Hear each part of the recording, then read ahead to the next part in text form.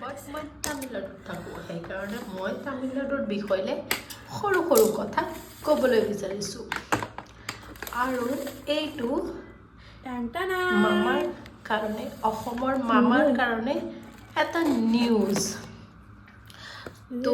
এইটো হ'ল হেমন্ত বিশ্ব শৰ্মা মামাৰ কাৰণে এটা নিউজ ইয়াত তামিলনাডুত প্ৰেগনেণ্ট লেডিবিলাকক এটা কিট দিয়ে যোনটো যেনেকুৱা হৈ গ'ল ৱুমেন হৰলিক্স তাৰপিছত খেজুৰি তাৰপিছতে কিবা কিবি দেখাই চাওক আপোনালোকে চাওক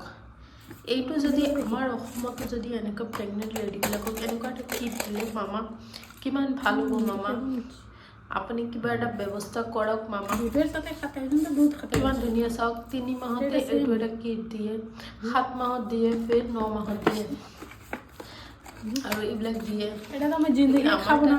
মই যিমান প্ৰেগনেণ্ট লেডিবিলাকৰ লগত মোৰ ভনী তাতে ডেলিভাৰী হৈছে মোৰ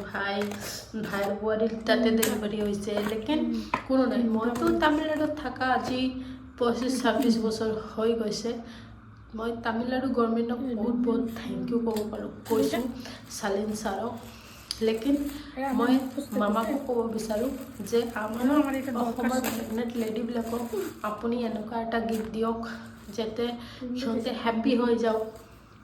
আপুনি অৰুণোদয় দি আছে চব দি আছে তাৰ কাৰণে ধন্যবাদ লেকিন আপুনি প্ৰেগনেণ্ট লেডিবিলাকৰ কাৰণে কিবা এটা দিয়ক বহুত ডাঙৰ উপকাৰ হ'ব আপোনাৰ কি সেই সময়ত এনেকুৱা সৰু বস্তু এটা দিলে কিমান যে হেপ্পী লাগে এইটো বেবী হোৱাৰ পিছত বেবীৰ কাপোৰো থ'ব পাৰিম থেংক ইউ